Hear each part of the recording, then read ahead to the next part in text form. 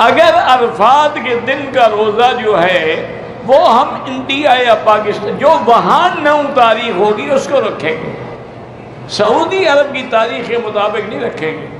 سعودی عرب کی تاریخ کے مطابق آپ نماز پڑھیں گے. اور عرفہ ہم سعودیہ کے حساب سے نہیں کریں گے، ہمارا عرفہ جو ہمارے حساب سے ہوگا، کیونکہ جتنی بھی عبادتیں ہیں ٹائم ان کے لیے سبب ہوتا ہے.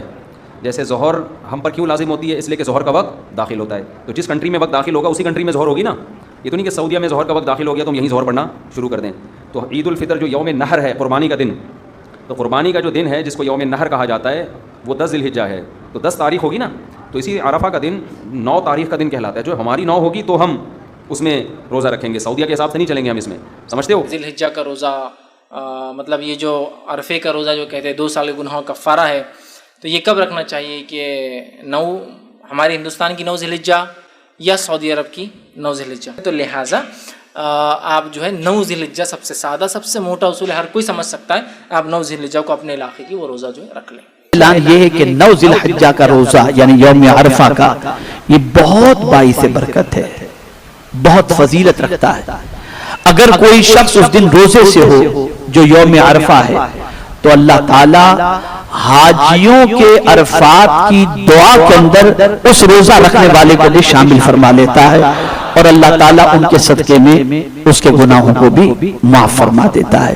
اس چیز کا خیال رکھیں. 9 ذی الحجہ سے لے کر 13 ذی الحجہ، 9 ذی الحجہ کی فجر سے لے کر 13 ذی الحجہ کی عصر تک تکبیر تشریق ہر فرض نماز کے بعد بلند آواز سے ضرور پڑھیں.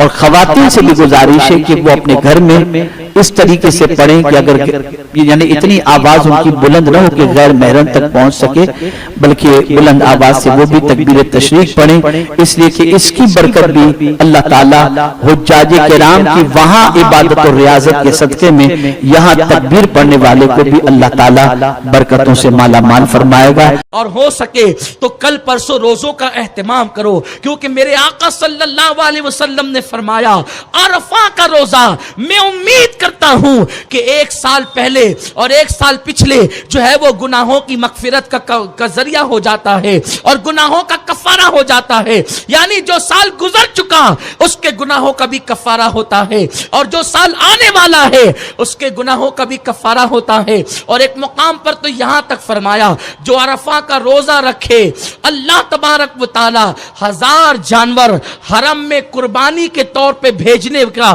ثواب اس عرفہ کا روزہ رکھنے والے کو عطا فرماتا ہے، اور 1000 گھوڑے جہاد کے لیے وقف کرنے والوں کے برابر اسے ثواب عطا فرماتا ہے، اور اولاد اسماعیل علیہ السلام سے 1000 غلام آزاد کرنے کا ثواب عطا فرماتا ہے. ہر دن کھانے کے آتے ہیں. اللہ کا کتنا بڑا کرم ہے. جب کھانے کے دن تھے تو روزہ تمہارے لیے حرام کر دیا گیا. عید کے دن روزہ نہیں رکھ سکتے، بقرعید کو عید، باسی، تواسی، چواسی 4 دن نہیں. کیوں؟ اللہ کیوں نہیں؟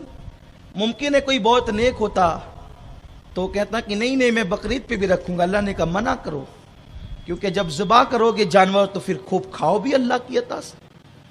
تو جب کھلانا منظور ہوا تو ان دنوں روزے منع کر دیے، اور جب نیکیاں عطا کرنا اچھا ایسا نہیں کہ اب تم بقرعید پہ روزوں سے معاذ اللہ منع کر دیا گیا تو ثواب سے محروم.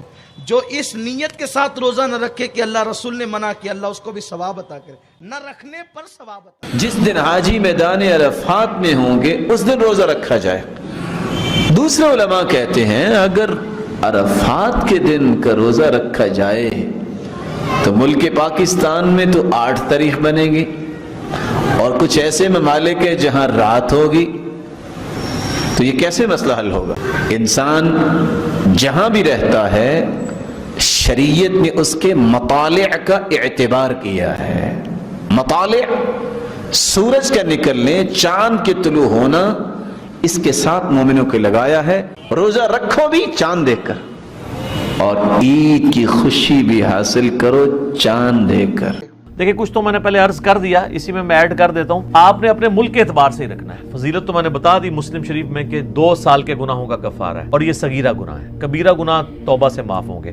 اس کو سپورٹیو حدیث ہے صحیح مسلم کی کہ اگر کبیرہ گناہوں سے بچا جائے تو ایک نماز سے دوسری نماز، ایک جمعے سے دوسرا جمعہ اور ایک رمضان سے دوسرا رمضان درمیان کے گناہوں کا کفارہ ہے اگر کبیرہ گناہوں سے بچا جائے. اب ایک شخص نے ایک جمعہ پڑھا اور اگلا جمعہ پڑھا اور بیچ میں ایک نماز بھی چھوڑ دی تو کبیرہ گناہ اس نے کر لیا نا. تو کبیرہ گناہ جو ہیں وہ توبہ سے معاف ہوں گے اور اپنی اصلاح کرنے سے. رہا کہ سعودیہ کے مطابق کرنا ہے تو یہ تو ان 15-20 سالوں کی ایک زیادہ مصیبت ہے. ادروائز اگر آپ آج سے 40-50 سال پہلے جائیں جب یہ سیٹلائٹ ٹی ویز کا سلسلہ ہمارے علاقوں میں یہاں شروع نہیں ہوا تھا, ریئل ٹائم ڈیٹا نہیں آتا تھا, تو اس وقت تو ہمیں پتہ ہی نہیں ہوتا تھا کہ آج سعودیہ میں یوم عرفہ ہے یا نہیں ہے. اگر پہلے آلموسٹ 1400 سال کے مسلمان اپنے اپنے علاقوں کے مطابق یوم عرفہ کو لے کے چل رہے ہیں تو اب بھی وہی آپ شریعت بدل تو نہیں جانی ہے.